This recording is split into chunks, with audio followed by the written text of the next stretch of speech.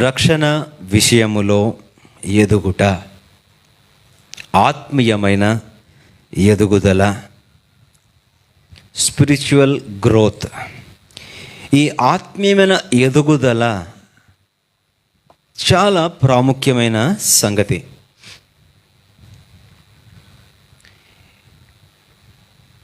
చిన్నప్పుడు బిడ్డ పుట్టగానే, పుట్టిన వెంటనే తక్కిడిలో పెడతారు.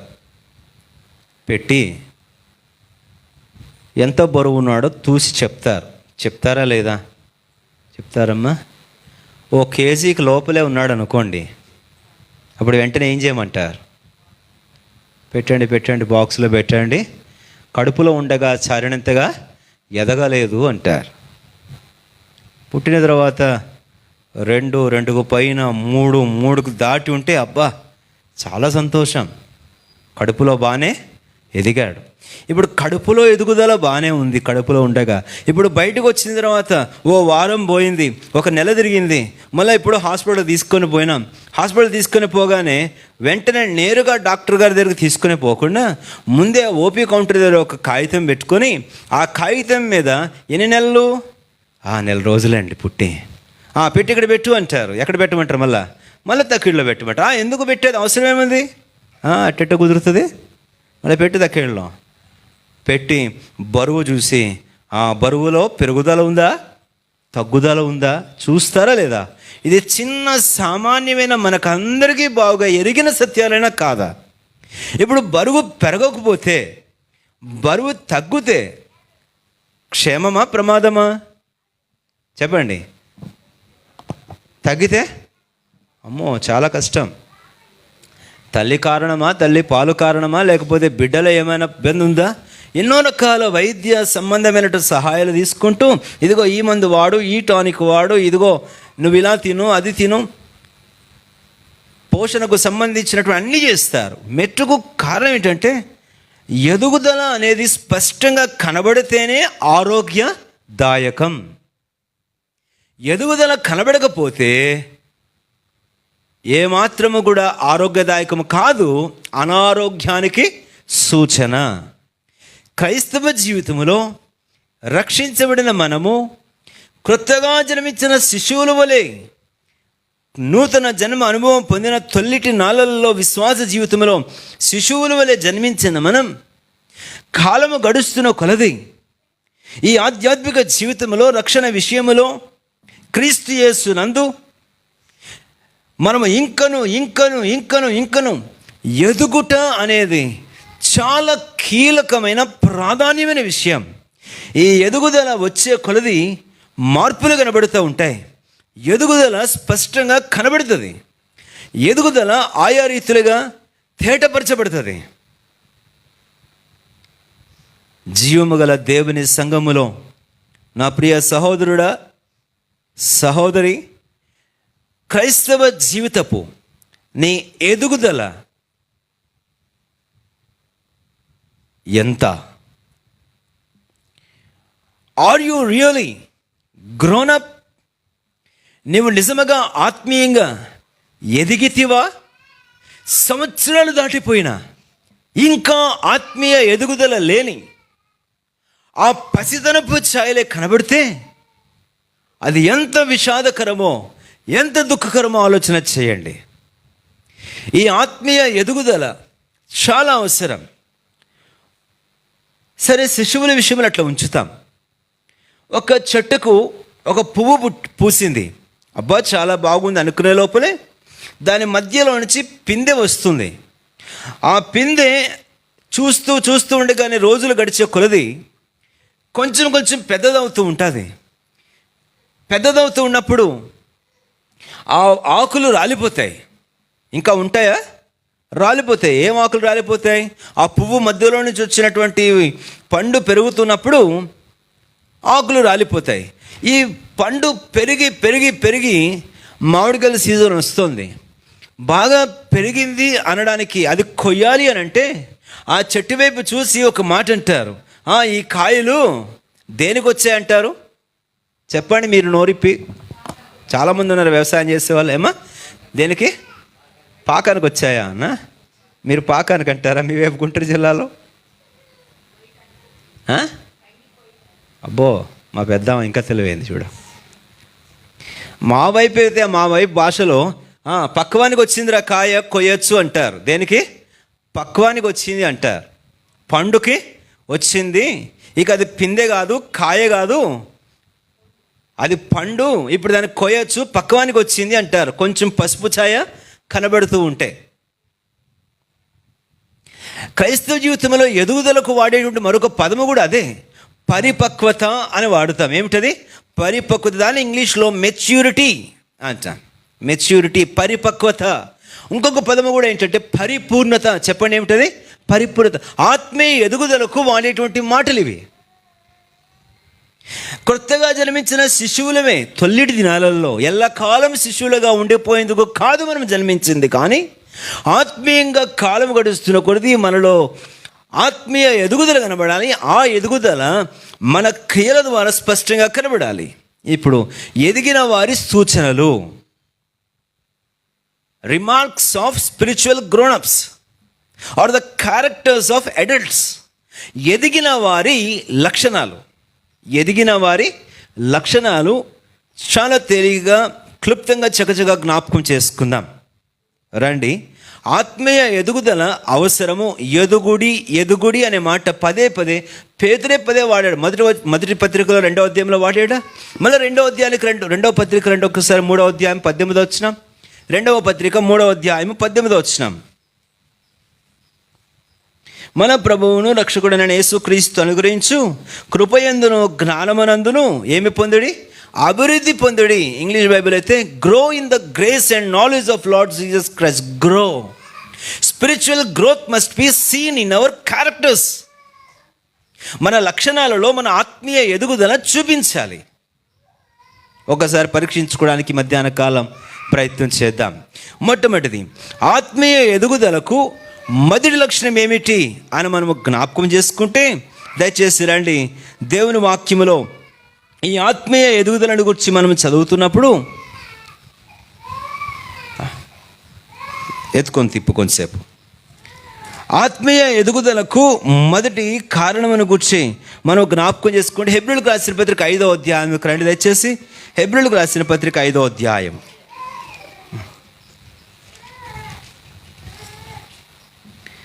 హెబ్రీయులకు రాసిన పత్రిక 5వ అధ్యాయము 14వ వచనం. వయస్సు వచ్చిన వారు వివేచించుటకు సాధకము చేయబడిన జ్ఞానేంద్రమును కలిగి ఉన్నారు కనుక ఈ వయస్సు వచ్చిన వారి లక్షణం ఏమిటి అని అంటే వివేచించుట. ఏమిటి చెప్పండి? వివేచించుట. మేలు కీడుల మధ్య వ్యత్యాసాన్ని తెలుసుకొనగలుగుట. వివేచన అనున్నది వయస్సు వచ్చిన వారి లక్షణం. ప్రియమైన వాళ్ళారా, ఇక్కడ ఆత్మీయమైన పరిభాషలో మనం జ్ఞాపకం చేసుకుంటే, ఎవరైతే ఆత్మీయంగా ఎదిగిన వారు అని చెప్పబడతారో వారి బుద్ధి విషయంలో జ్ఞానేంద్రియములు కలిగిన వారుగా వారి చక్కని వివేచన విచక్షణ కలిగి ఉంటారు. రండి, ఇంకొక మాట చదివిన తర్వాత ఈ తలంపును గురించి క్లుప్తంగా వివరిస్తాను. కొరింథీయులకు రాసిన మొదటి పత్రిక 14వ అధ్యాయము 20వ వచనం. కొరింథీయులకు రాసిన మొదటి పత్రిక 14వ అధ్యాయము 20వ వచనం. సహోదరులారా, మీరు బుద్ధి విషయమై పసిపిల్లలు కాక దుష్టత్వం విషయమై శిశువులుగా ఉండుడి, బుద్ధి విషయమై పెద్దవారులై యుండుడి. ఈ అధ్యాయంలో ఈ మాట ఎందుకు చెప్పాడు అని అంటే, సంఘములో క్షేమాభివృద్ధి కలిగించేవి కొన్ని, క్షేమాభివృద్ధి కలిగించనివి కొన్ని అని చెప్తూ, దేవుడు సమాధానానికి కర్తే కానీ అల్లరికి కర్త కాదు అని చెప్తూ, వరముల మధ్య వివేచన అవసరం. ఏ వరము ఎందుకు వాడాలో, ఎప్పుడు వాడాలో, ఎలా వాడితే ఎవరికి ప్రయోజనమో, ఈ సంగతులన్నీ తెలుసుకునేందుకు కొరకేలాంటి బుద్ధి, ఆ జ్ఞానం అవసరం. వయస్సు వచ్చిన వారికి మొదటి లక్షణం ఏమిటి? ఎదిగిన వారి మొదటి లక్షణం ఏమిటి అనంటే వివేచించేవారు, బుద్ధి గలవారు, జ్ఞానేంద్రియములను సాధకము చేసేటువంటి వారు, గుడ్డిగా పోయేవారు కారు, భ్రమలో బ్రతికేవారు కారు, తమను ఊర్చి తామేనను మరొకరి గూర్చేనను కూడా బూటకములో అవాస్తవములో బతికేవారు కారు. ఉదాహరణకు చెప్పాలంటే, the grown-ups can discern about themselves. ఎదిగిన వారు తమను గూర్చి తాము సరి అయిన వివేచన కలిగి ఉంటారు. సరైన వివేచన కలిగి ఉంటారు. తమను గూర్చి తాము ఎంచుకొనవలసిన దానికంటే ఎక్కువగా ఏమాత్రమును ఎంచుకునరు. రండి కొన్ని వచనాలు. రోమీయులకు రాసిన పత్రిక 12వ అధ్యాయము. ఇట్టి జ్ఞానేంద్రియములను సాధకము చేసేటువంటి వివేచన గల వారమా? రోమీయులకు రాసిన పత్రిక 12వ అధ్యాయము 3వ వచనం చదవాలమ్మా. ఎంచుకునదగిన దానికంటే ఎక్కువగా ఎంచుకొనక పరిమాణము ప్రకారము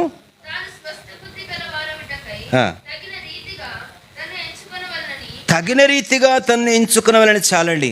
కాబట్టి ఆత్మీయ వివేచన గలవారు తమను తాము మోసగించు కొనరు. రండి, ఇదే మాట కొరింథీయులకు రాసిన మొదటి పత్రిక 3వ అధ్యాయం 18వ వచనం. ఎవడును తన్ను తాను మోసపరచుకొనకూడదు అనుకుని ఎడలా. ఇప్పుడు గమనించండి, ఎదిగిన వారు తనను తాను మోసపరచుకొనని వారు తమను ఎలాగున తగిన రీతిని ఎంచుకుంటారు. లేని దాన్ని ఉన్నట్టుగా ఎంచుకొనరు. లేని దాన్ని ఉన్నట్లుగా చూపించుకునరు. లేని భక్తిని ఉన్నట్టుగా ప్రదర్శించుకునరు. లేని నీతిని ఉన్నట్టుగా చూపించుకునరు. లేని జ్ఞానాన్ని ఉన్నట్లుగా ప్రదర్శించుకునరు. లేని సంగతులను ఉన్నట్లుగా తమను తాము భ్రమలో బ్రతుకురు. కానీ వాస్తవాన్ని తమను వివేచించుకొని తమ జీవితంలో ఉన్న మేలేమిటో, తమ జీవితంలో ఉన్న కీడేమిటో సరిగా జ్ఞానేంద్రియముల యొక్క సాధకం వారు చేసుకునేందుకు కొరకై వారు వయస్సు వచ్చిన వారి వల్ల బ్రతుకుతారు. నా ప్రియమైన దేవుని బిడ్డలారా, ఆత్మీయ ఎదుగుదల చాలా అవసరం. నేను ఈ దినమున ఈ పేతురు రాసిన మొదటి పత్రిక 2వ అధ్యాయం ధ్యానం చేస్తున్నాను. తదుపరి మనము చిన్న బిడ్డ ఎదుగుతూ ఉండగా ఆహారం అందిస్తాం. ఈ దినమున ఈ క్రియకు సంబంధించిన ఈ మాట మీకు బోధిస్తూ ఉన్నాను. ఒక చిన్న బిడ్డ ఎదుగుతూ ఉన్న కొలది ఆ బిడ్డకు అవసరమైన బలమైన ఆహారం ఎందుకు అనంటే మరింత ఎదిగేందుకు. ఎదుగునాడు అన్న సంగతులను గూర్చిన సాక్ష్యాలు, రుజువులు క్రియలలో స్పష్టంగా మనకు కనబడుతూ ఉన్నట్లే మన ఆత్మీయ జీవితాలలో మనం ఎదిగితేమా లేదా అన్న రుజువు మన వివేచన జ్ఞానంలో కనబడుతుంది. తమ దృష్టికి తాము, సామెతల గ్రంథంలో వాక్యం రావడం 31వ అధ్యాయంలో, తమ దృష్టికి తాము శుద్ధులం అనుకొని తమ మాలిన్యము నుంచి కడగబడని తరము కలదు. They think themselves that they are wise and they are pure but they are unclean in God's sight. తమ దృష్టిలో తాము జ్ఞానులం అనుకొని, తమ దృష్టిలో తాము శుద్ధులం అనుకొని, తమ దృష్టిలో తాము శౌర్యము గలవారం అనుకొని. ఇప్పుడు 2 వచనాలు చదివించాను. రోమా 12:3 ఎంచుకునవలసిన దానికంటే ఎక్కువగా ఎంచుకునేటువంటి వారు. కొరింథీయులకు రాసిన మొదటి పత్రిక 3వ అధ్యాయము. మోసపరుచుకొనకూడదు. జ్ఞాని అని ఎంచుకుంటాడా? అలాగైతే వెర్రివాడు కావాలను. చిన్నపిల్లలు చూడండి, నాకు తెలుసు ఒక అనుభవం. మా చిన్నప్పుడు ఏదైనా మా అక్కలు కానీ మా చెల్లెలు కానీ ఏమైనా స్కూల్లో నుంచి వచ్చి, మమ్మీ అదిగో ఆ అమ్మాయి కొట్టింది, ఇదిగో ఈ అమ్మాయి కొట్టింది, ఇదిగో ఆ పెన్సిల్ లాక్కున్నారు, ఇది లాక్కున్నారు అని అంటే ఎక్కువగా అక్కల కంటే చెల్లంటే ఎక్కువ ప్రేమ ఉండేది. చెప్పు, రేపు వెళ్ళి చెప్పు, మా అన్నీ ఉన్నాడని చెప్పు, మా అన్నీ కొట్టేస్తాడని చెప్పు. ఏంది కొట్టేది? గట్టిగా గాలేస్తే పోయి కుక్క మీద పడ్డా, రోడ్డు మీద కుక్క మీద. మా అక్క లేపుకొని వచ్చింది ఇంటికి. ఇప్పుడంటే కాస్త పెరిగింది, కానీ అప్పుడు మన పరిస్థితి అది. నన్ను బాగా ఎక్కిరించేవారేమని, పెప్సీ యాడ్లో ఉన్నవరా అని ఎక్కిరించేవాళ్ళు మా అక్కలే. పెప్సీ యాడ్ అంటే తెలుసా మీకు? ఇప్పుడు తెలియదేమో. 2 ఈనుపులు ఉండి, పెద్ద నిక్కరు ఉండి, ఒక కట్బని నుండి 4 ఎంటుకలు పైకి లేస్తుంటే చూసారా, సన్న చేతులు యాడ్ ఉండేది. అది మన పరిస్థితి. కానీ ఉన్నానని చెప్పు. చిన్నపిల్లలు అలాగే చెప్తారు. గుద్దు అంటే ఎగ్గురు పడిపోతావు. గుద్దితే ముందు ఈడేళ్ళు పడతాడు గోడకి. ఆత్మీయంగా పసితనం కూడా ఏంటో తెలుసా? They boast about themselves. తమను గురించి తాము అతిశయిస్తారు, అతిశయములు బతుకుతారు, కానీ వాస్తవం అయితే ఏముండదు అక్కడ. బయటకు వచ్చినప్పుడు కళలు, దర్శనాలు, బయటకు వస్తే భక్తి వైరాగ్యం, మాటల్లో, పాటల్లో, క్రియల్లో, ఆత్మీయతలలో తెగ ప్రదర్శించడమే కానీ వాస్తవంగా జీవితంలో రహస్యపు ప్రార్థన జీవితం, రహస్యపు దేవుని వాక్య ధ్యానం, వ్యక్తిగత సువార్థీకరణ, కన్నీటి దీనత్వపు అనుభవాలు ఏ మాత్రం కూడా కనబడని విషాదకరమైన పరిస్థితి. గమనించండి, the first character of spiritual grown-ups, ఆత్మీయ ఎదుగుదలకు మొట్టమొదటి రుజువు లేక లక్షణం ఏంటంటే వివేకము గలవారు. తమను గూర్చి తాము సరి అయిన అంచనాలు, తమ భక్తిని గూర్చి వారు వాస్తవమైన అంచనాలు వేసుకునేవారు, తమను తాము మోసపరచు కొననివారు. మరొకరిని ఎవరో మోసపరచడం పక్కన పెట్టండి. They do not deceive themselves. తమను తాము మోసపరచు కొననివారు, తమ భక్తి ఎంతో దేవుని ముందు యథార్థంగా ఒప్పుకొనగలిగిన వారు, తమ ఆత్మీయ సామర్థ్యాలు ఏంటో యథార్థంగా దేవుని ముందు ఒప్పుకోగలిగిన వారు, ప్రగల్భాలు పలికినవారు, అహంకారపు మాటలు పలికినవారు, డంబములకు పోనివారు, అతిశయాలకు పోనివారు. కాబట్టి డిజర్నింగ్ అబౌట్ దెమ్సెల్వ్స్, తమ వ్యక్తిగతమైన జీవితమును గుర్చినటువంటి వివేచన గలవారు, ఆత్మీయంగా ఎదిగిన వారు. ఇది హెబ్రీ 5వ అధ్యాయం మనం చదువుతున్న మొదటి లక్షణం. చకచకా పోదాం. రెండవ లక్షణం ఏమిటి? ఈ ఆత్మీయంగా ఎదిగిన వారి రెండవ లక్షణం ఎఫెసీయులకు రాసిన పత్రిక 4వ అధ్యాయం 11 నుంచి 14 వచనాలు కలిసి ఉన్నాయి, దయచేసి చూడండి. ఎఫెసీయులకు రాసిన పత్రిక 4వ అధ్యాయం 11వ వచనం నుంచి మనకు కలుస్తున్నది. సరే, సంపూర్ణత కలవారు మగు వరకు ఇలాగున నియమించను. 14 వచనం అందరం కలిసి చదువుకుందాం, చదవండి. అందువలన మనం ఇక మీదట పసిపిల్లలమై ఉండి మనుష్యుల మాయోపాయముల చేతను, వంచన చేతను, తప్పు మార్గమునకు లాగు కుయుక్తితోను గాలికి కొట్టుకొని పోనట్లు కల్పింపబడిన ప్రతి ఉపదేశమునకు ఇటు అటు కొట్టుకొని పోవచ్చు ఎగరబొట్టబడిన వారమైనట్లుండక ప్రేమ కలిగి సత్యము చెప్పుచు క్రీస్తు వలె ఉండుటకు మనము అన్ని విషయములలో పసిపిల్లలమై ఉండక ఎదుగుదము. పసిపిల్లల లక్షణం ఏమిటంటే ఇటు అటు కొట్టుకొని పోవటం, గాలికి ఎగరగొట్టబడినట్లు ఎగిరిపోవటం, ప్రతి కుయుక్తికి, ప్రతి వంచనకు ఈడబడడం, లాగబడడం.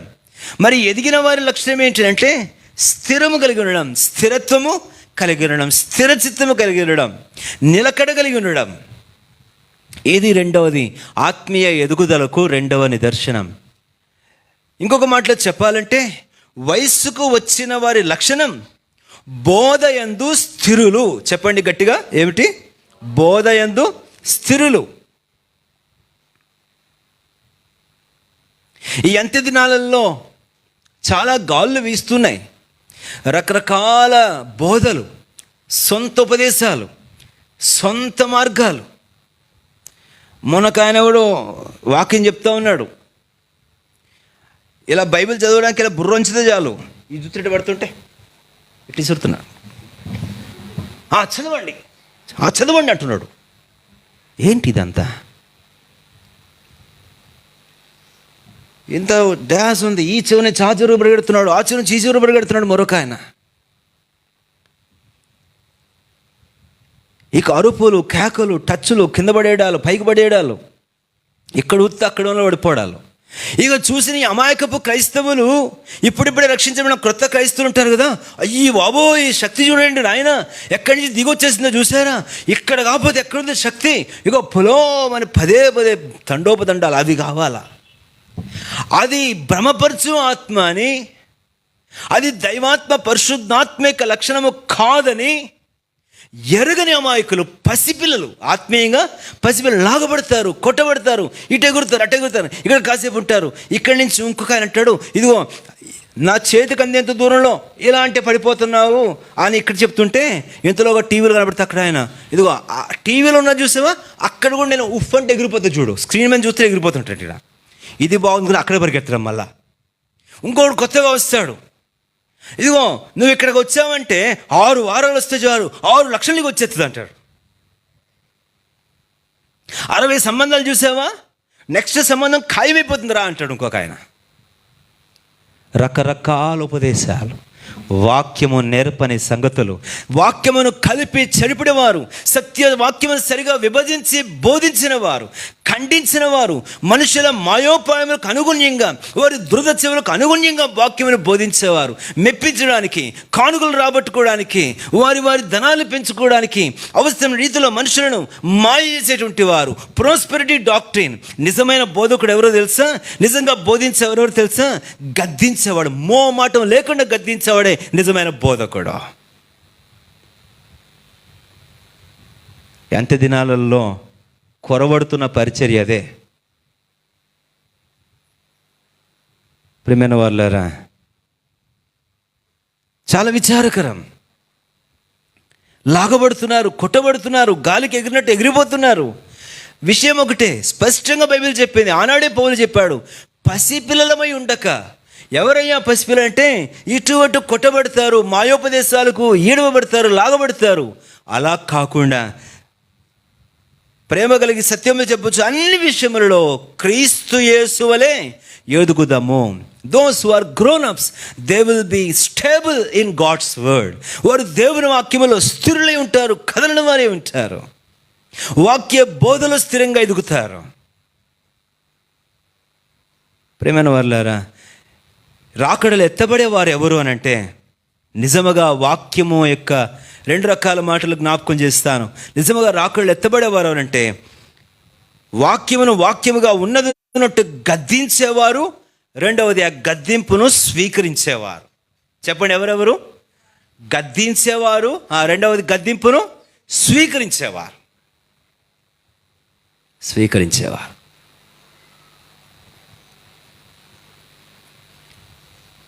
యేసు ప్రభు ప్రేమమయుడండి, కరుణామయుడండి, కృపా సముద్రుడండి, దయగలవాడండి, ఉపకారండి, మేలులు చేస్తాడండి, వరాలు ఇస్తాడండి, ఆశీర్వాదాలు ఇస్తాడండి, వర్ధులు చేస్తాడండి, అంతకంతకండి. ఆయన శిక్షిస్తాడు, ఆయన గద్దిస్తాడు, ఆయన చూస్తున్నాడు, ఆయన తీర్పు తీరుస్తాడు, ఆయన తీర్పరిగా రాబోతున్నాడు. చేట ఆయన దగ్గర ఉంది. ఈ సంగతుల గురించి చెప్పడం మరిస్తే ఎలా? ఆయన ఎంత ప్రేమ గలవాడో అంతే పరిశుద్ధుడు. ఆయన సంగతిని బోధించకపోతే ఎలా? ఆయన గొర్రెపిల్లగా వచ్చిన వాడు కొదుమ సింహమే రాబోతున్నాడని బోధించకపోతే ఎలా? కనుకనే రెండవదిగా ఎదిగిన వారి లక్షణం ఏమిటి అనంటే, వాక్యమందు స్థిరులు. వయస్సు వచ్చిన వారు ఎవరు అనంటే, వారు ఉపదేశమునందు స్థిరులుగా ఉండేవారు. ఇది ఎదుగుదలకు రెండవ గురుతు. ఒక చిన్న ఉదాహరణ జ్ఞాపకం చేసి 3వ తలంపుకు వెళ్తాను. రోడ్డు పక్కన చిన్నప్పటి నుంచి కూర్చుంటున్నాడేమో, పుట్టుగుడ్డువాడు. అందరికీ తెలుసు ఊర్లో, పుట్టినప్పటి నుంచి ఈ బిడ్డకు ఏం లేవు, కాళ్ళు లేవు. పసిబిడ్డ కదా, ఎత్తుకుందామని అలరముద్దుగా ముద్దిద్దామని వస్తే ఆ బిడ్డ రే నాన్నని చూడండి, నాన్నని చూడటంలా, అమ్మని చూడంటే అమ్మని చూడటం. ఎందుకు? ఆ బిడ్డ ఎవరు? పుట్టుగుడ్డివాడు. ఎదిగినాడు, వయసు వచ్చింది, కానీ ఆ గుడ్డితనం ఉంది. యేసయ్య మార్గంలో వచ్చాడు, అద్భుతమైన స్వస్థత వచ్చింది, కళ్ళు తెరవబడ్డాయి. ఈ సంగతి ధర్మశాస్త్రోపదేశకులు, పరిశీలు విన్నారు. తల్లిదండ్రులు పిలిపించారు. ఏడి మీ పిల్లోడు చూస్తున్నాడు, ఎలా జరిగింది? అయ్యా మాకేం తెలుసు ఏం జరిగిందో, గుడ్డోడు కదా అడుక్కుంటాడని రోడ్డు పక్కన వదిలిపెట్టి మా పిల్లలు మేము పోయాం, మేము వెనకాల ఉంటామా ఏంటి చూడ్డానికి ఏం జరిగిందో?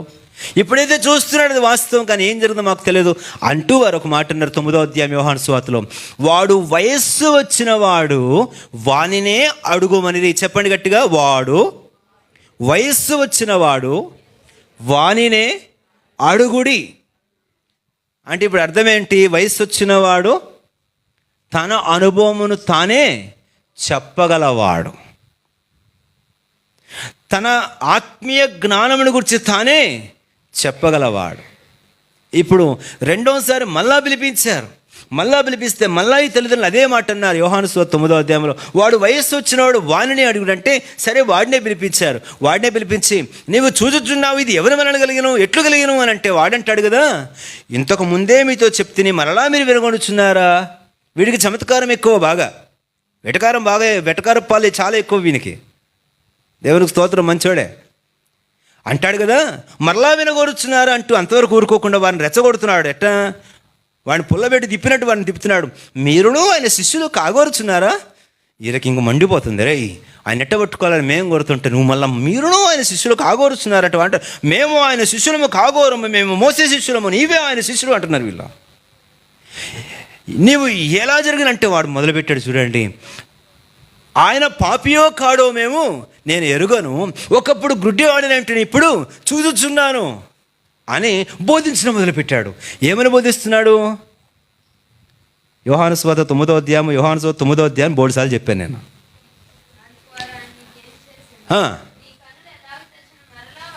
అడగగా పోతిరి.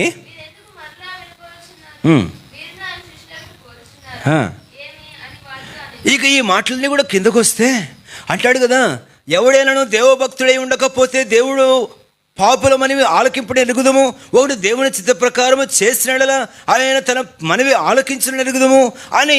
ఇప్పుడు ఈ వయసు వచ్చిన వాడు నేను గుడ్డివాడిని ఉంటేనే చూపు పొందిన అని మాత్రమే కాకుండా ఎన్ని సంగతులు దాన్ని బోధిస్తున్నాడు చూడండి. దేవుడు ఎవరి ప్రార్థన వింటాడో చెప్తున్నాడు, దేవుని చిత్తం ఏంటో చెప్తున్నాడు. ఇవన్నీ చెప్పేసరికి ఇక చివరికి వారు ఏమన్నా తెలుసా, ఇక పట్టలేక ఏమ్రా వీడు ఇంత బోధ చేస్తున్నాడు మనకే, మనమెవరము ధర్మశాస్త్రోపదేశకులం, పరిశీలం, ఎవరికైనా ఏమైనా మీటింగ్ పెట్టుకోవాలా, మెసేజ్ ఇవ్వండి అని అంటే మనము పోయి మెసేజ్ ఇచ్చేవాళ్ళం. ఇప్పటికిప్పుడు కళ్ళు తెరవబడిన ఈ వీడు ఇప్పుడు వచ్చి మనకే బోధకుడు అయిపోయాడని చెప్పి వాడు అంటున్న ఒక మాట మీకు గుర్తు చేస్తా, నీవు మాకు బోధింప వచ్చితివా. ఎన్నో వచనం? 34వ వచనం. అందుకు వారు, నీవు కేవలము పాపివై పుట్టినవాడవు, నీవు మాకు బోధింపవచ్చితివా అని వానితో చెప్పివాని. అంటే ఇప్పుడు వయసు వచ్చినవాడు ఏం చేస్తున్నాడు చెప్పండి? వాళ్ళంటున్న మాటల నుంచే చెప్పండి. ఏమంటున్నారు? నీవు మాకు ఏం చేస్తున్నావు? పలకరేమండి గట్టిగా. బోధ చేస్తున్నాడు. ఎవరు? వయస్సు వచ్చినవాడు. అది తల్లిదండ్రులు అన్నమాట. వయస్సు వచ్చిన వాడు ఇప్పుడు ఆత్మీయ సత్యములను గ్రహించి, ఆత్మీయ పాఠాలను గ్రహించి వాడు బోధించే స్థాయికి వచ్చాడు. ఎన్ని సంవత్సరాలు రక్షించబడి ఎన్ని సంవత్సరాలైనా కూడా మరలా మూలపాఠములను మరొకరు మనకు బోధించవలసిన పాలు తాగే స్థితిలోనే కానీ బోధించగలిగే స్థితిలోనికి రాకపోతే ఆత్మీయ ఎదుగుదలకు సూచనేది.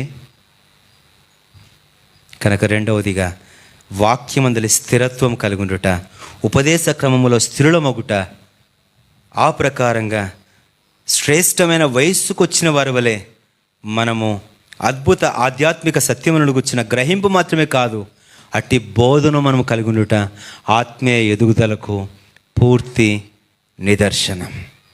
గమనించండి, మన ఎదుగుదల మన క్రియల్లో కనబడాలి. 3వ మాట దయచేసి త్వరగా రండి. కొరింథీయులకు రాసిన మొదటి పత్రిక 3వ అధ్యాయం. కొరింథీయులకు రాసిన మొదటి పత్రిక 3వ అధ్యాయం.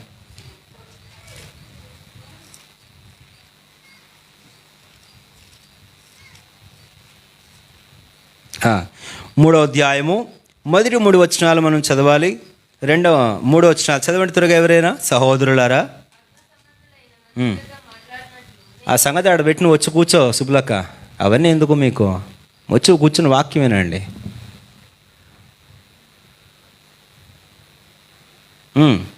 చదువు.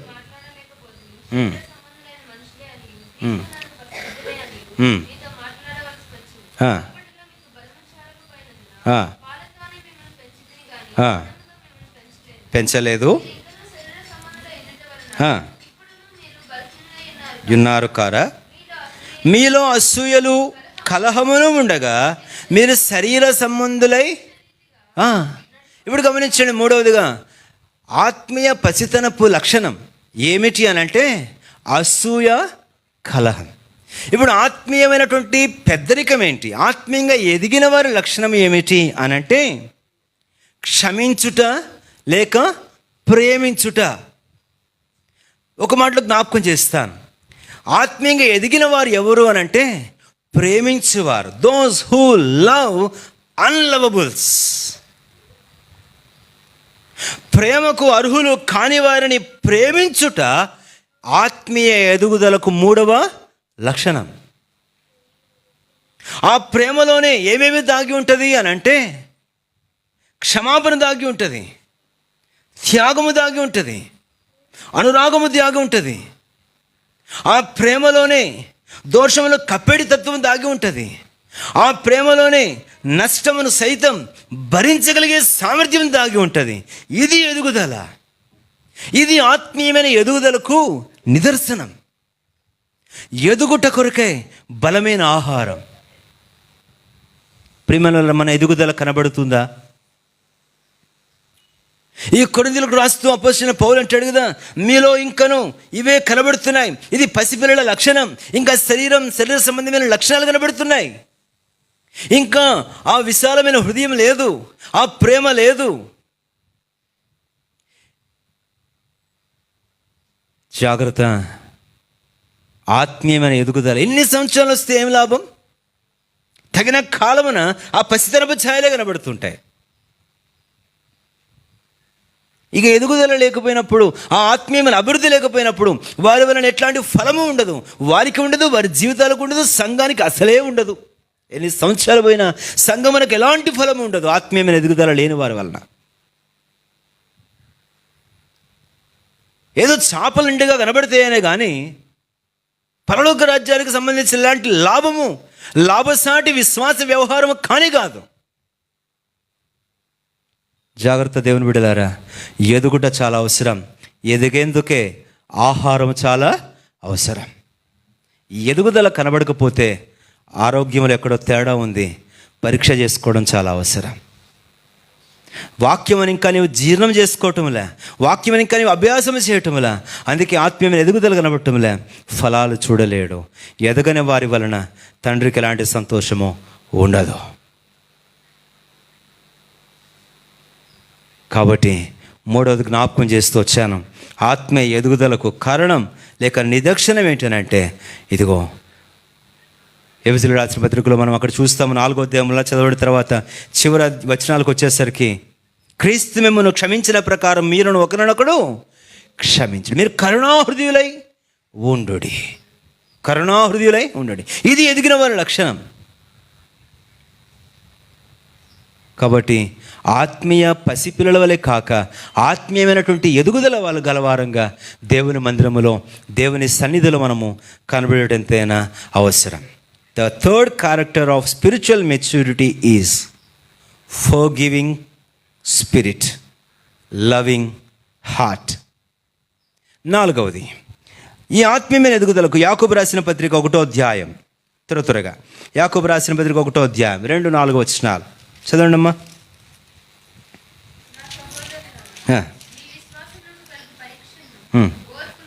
పుట్టించునని ఎరిగి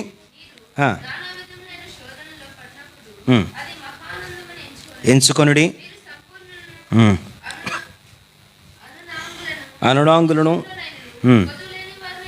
ఉండునట్లు ఓర్పు తన క్రియను కొనసాగింప నీయుడి. మీరు సంపూర్ణులను అనే పదం అక్కడ గమనించండి. సంపూర్ణులను అనే మాట ఎదిగిన వారును లేక పరిపక్వత గలవారును, to be treated as spiritual matured people, let patience have its perfect work in you. ఓర్పు మీలో తన క్రియను కొనసాగింపనీయుడి, అది మీ పరిపూర్ణతకు, మీ ఎదుగుదలకు గురుతు. ఇప్పుడు 4వదిగా ఆత్మీయంగా ఎదిగిన వారి 4వ లక్షణం మనల్ని మనం పరీక్షించుకోవాల్సింది ఏంటంటే, ఓర్పు కలిగి ఉండుట, సహనమును ప్రదర్శించుట, దీర్ఘశాంతమును వహించుట. దేని విషయంలో? మీరు నానా విధములకు శోధనలో పడినప్పుడు, శ్రమల పాలైనప్పుడు.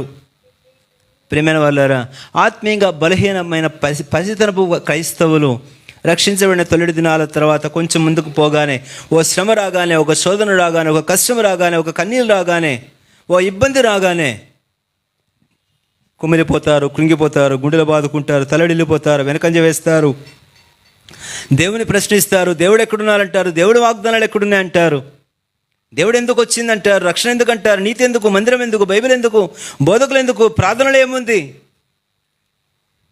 ఇలాంటి అనేకమైనటువంటి సంగతులు, ప్రశ్నలు దేవుని శక్తిని శంకిస్తారు. కానీ ఆత్మీయంగా ఎదిగిన వారి లక్షణం ఏంటంటే, మిన్ను విరిగి మీద పడిన ప్రవాహము మహాఘోషెత్తి మీదకు దాడి చేసిన, ముంచెత్తి అలలు ఉవ్వెత్తున పైకి లేచిన, హోరు గాలి నట్ట నడి సముద్రం మధ్య రాత్రి జామున వారు ఉండినప్పటికీ కూడా సహనముతోనూ ఓర్మితోనూ తమ భక్తిని, తమ విశ్వాసాన్ని కొనసాగించేటువంటి వారు,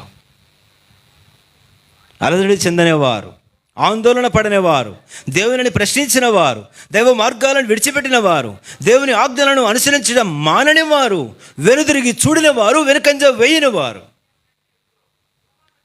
ఓర్మితో శ్రమలను సహిస్తూ ముందుకు సాగిపోట సహనము అనున్నది ఎదిగిన వారి యొక్క శ్రేష్టమైన లక్షణం. ఆత్మీయంగా ఎదిగిన వారు ఓర్మితో సహనముతో సాగిపోతా, కష్టం వచ్చింది కదా అని కృంగిపోవడం, సుఖం వచ్చింది కదా అని పొంగిపోవడం ఎదిగిన వారి లక్షణము కాదు. అంతా క్షేమంగా ఉంది, అంత సుఖంగా ఉంది కదా అని చెప్పి మైమర్చిపోయి దేవుని విడిచిపెట్టేయటం ఆత్మీయ పరిపక్వత కాదు. మీరు చదువుతారు ఎవరైనా ఒకసారి త్వరగా తీసి సామెతల గ్రంథం 1వ అధ్యాయం చివరి 2 వచనాలు త్వరగా. జ్ఞానము లేనివారు దేవుని విసర్జించి నాశనమగుదురు, బుద్ధిహీనులు క్షేమము కలిగినదని మైమరచి, అయ్యో క్షేమము కలిగినది ఏమైపోతారంట? ఇక ప్రార్థన చేయడం ఎందుకు, మోకరించడం ఎందుకు, దేవుని ఎందుకు? ఎప్పుడు కష్టం వచ్చింది అనుకోండి, మీరు చూడండి, కొంచెం శ్రమ రాగానే ఉపవాస ప్రార్థనలు, రేయి మొదటి జామున ప్రార్థనలు, నడి రేతుల ప్రార్థనలు, మందిరంలో ప్రార్థనలు, గొలుసు ప్రార్థనలు, ఉపవాస అన్నీ ఎక్కడ ఉండరు, అన్నిట్లో ఉంటాం. కానీ ఆ కష్టము తీరిపోయి, ఆ బాధో, ఆ నిందో, ఆ అవమానమో, లేకపోతే ఇబ్బందో, అప్పుల బాధ, అనారోగ్యమో తీరిపోయి కొంచెం సుఖం ఏర్పడింది అన్నప్పుడు, క్షేమము కలిగినప్పుడు మైమరిచిపోవటం, ఆదమరిచిపోవటం, అది ఆత్మీయ పసితనానికి సాదృశ్యం. కనుకనే జ్ఞాపకం చేస్తున్నాను, 4వదిగా ఆత్మీయ పరిపక్వతకు నిదర్శనం, రుజువు ఏమిటనంటే సహనము, ఓరిమి, అన్ని పరిస్థితులలో శ్రమల మధ్య కనుపరచడం. చివరి మాటకు దయచేసి రండి. 5వ మాటకు జ్ఞాపకం చేస్తాను. వచ్చినట్టేనా అందరూ? ఇక ముగించచ్చా? ఏమే అర్ధగంట పైగా సాగదీస్తూ ఉంటే అట్టేనే ఉన్నారు, ఎందుకో? ఇంకేమైనా ఉన్నారా వచ్చేవాళ్ళు, లేదా అందరూ వచ్చారా మిగతా కార్యక్రమానికి వెళ్ళొచ్చా అని? ఏందా దీర్ఘబోధ చేస్తున్నాడు ఈరోజు, దంచేస్తున్నాడు అని చెప్పి ఏదో ముఖాలు ఎల్లబెట్టుకుని చూస్తున్నారు, ఆకలి దంచేస్తుందని. 5వ మాట దయచేసి గమనించండి. పరిపూర్ణతకు లేక వయస్సు వచ్చిన వారికి, ఆత్మీయంగా ఎదిగిన వారికి సూచన ఏమిటి 5వదిగానంటే, ఇదే యాకోబు రాసిన పత్రిక 3వ అధ్యాయం. యాకోబు రాసిన పత్రిక 3వ అధ్యాయం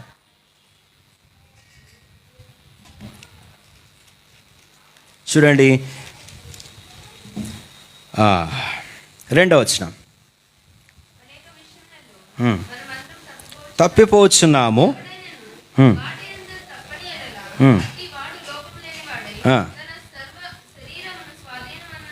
అట్టివాడు లోపము లేనివాడే అని ఉంది ఇక్కడ మనకు తెలుగులో. అట్టివాడు లోపము లేనివాడే అనే ఈ చోట ఇంగ్లీష్లో అట్టివాడు పరిపూర్ణుడై. పరిపూర్ణుడై అంటే ఎదిగిన వాడై, పరిపక్వతకు వచ్చిన వారై, ఆత్మీయ ఎదుగుదల గలవారై. వారి లక్షణం ఏమిటి అంటే 3వ వచనములో స్వాధీనపరుచుకునగలిగిన వారు. జాగ్రత్తగా వినండి, స్వాధీనం అయిపోయేవారు గారు. ఆత్మీయంగా ఎదిగిన వారు ఎవరు చెప్పండి? స్వాధీనం అయిపోయేవారు, లోబడిపోయేవారు కాదు, లోబరుచుకున్న శక్తి గలవారు, స్వాధీనపరుచుకొనగలిగిన శక్తి గలవారు.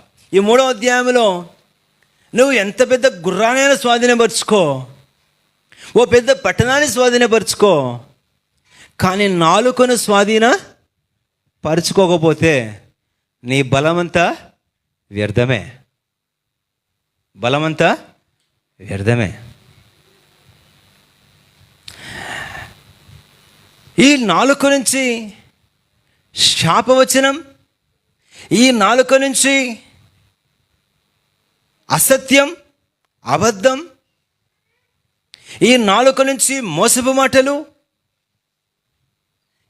ఇటువంటివి ఉంటే ఆత్మీయ పసితనానికి గుర్తులు. కాబట్టి 5వది జ్ఞాపకం చేస్తున్న, spiritual adult or the spiritual grownup will have full control over his tongue. తన నాలుకపై పరిపూర్ణమైన పట్టు, ఆధీనము కలిగి ఉంటాడు. వీరావేశాలకు, ఆగ్రహావేశాలకు పోవటం మన జీవితంలో ఆ ఆత్మీయ ఎదుగుదలను చూపించదు. జీవము గల దేవుని ప్రజలంగా మన జీవితంలో ఎంతో జాగ్రత్త వహించాల్సి ఉంటుంది. అనేక పర్యాయములు ఇది కేవలము వింటున్న విశ్వాసులే కాదు, బోధించుకునే బోధకులమైన మాకు ఎన్నో సందర్భాల్లో భయంకరమైన పరీక్షలు, తట్టుకోలేని ఉద్రేకముతో భయంకరంగా తట్టుకోలేని పరిస్థితులు మీదకు వచ్చినప్పుడు అనేకసార్లు ఎంతో దుఃఖం, ఎంతో విచారం, ఎన్నో గాయాలు.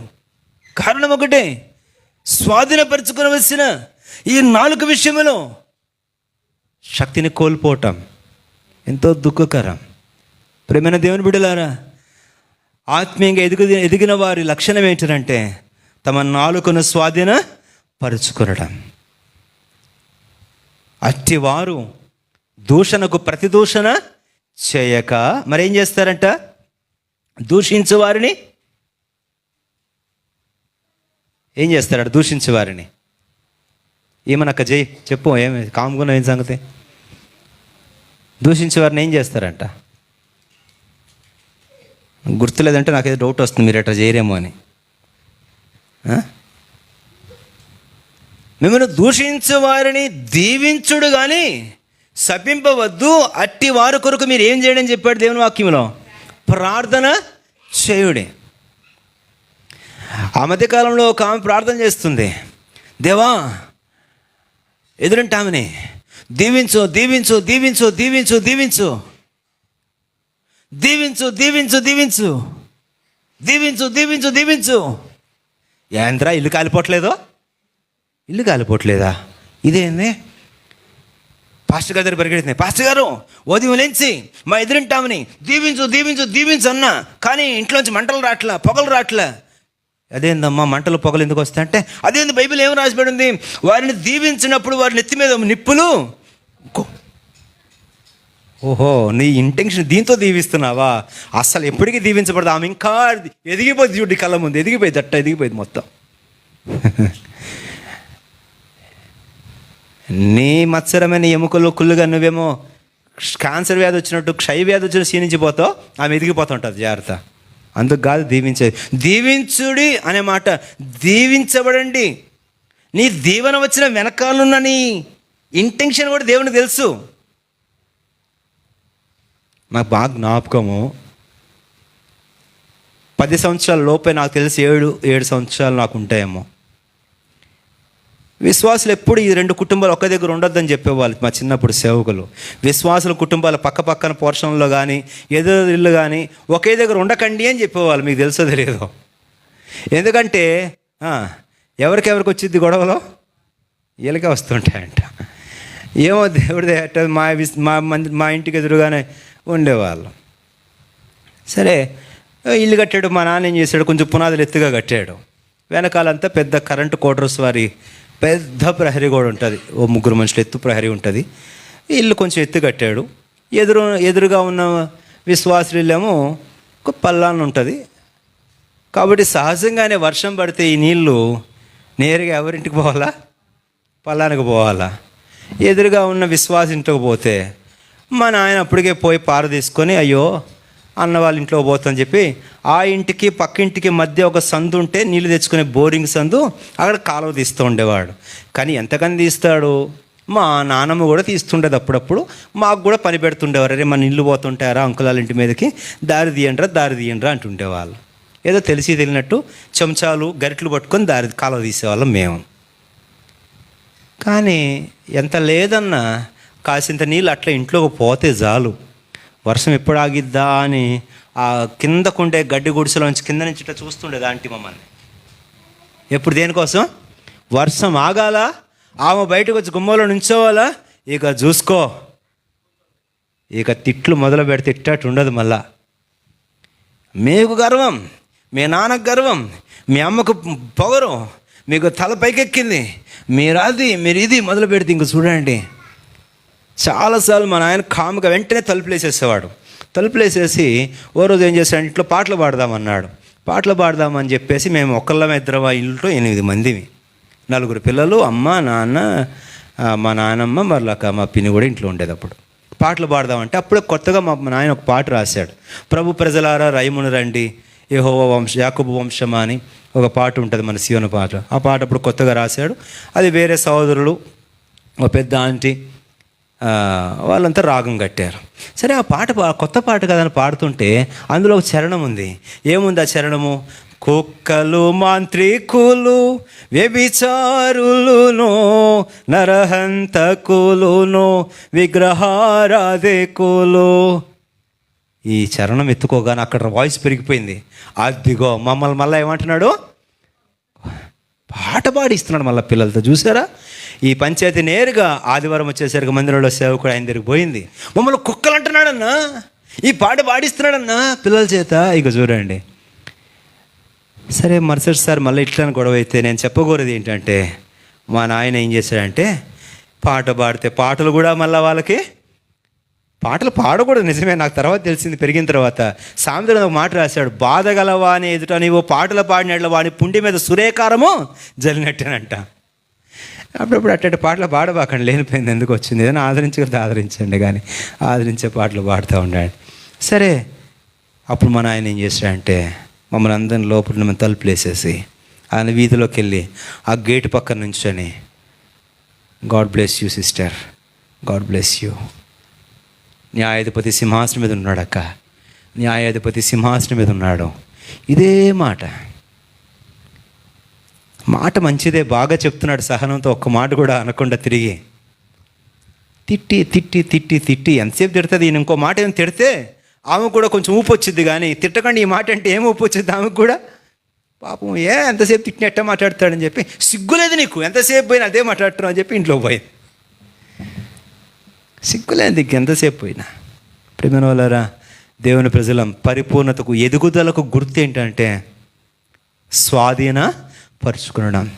దూషణకు ప్రతి దూషణ చేయకండి, కీడుకు ప్రతి కీడు చేయకండి. వారిని దీవించుడే కానీ శపింపవద్దు.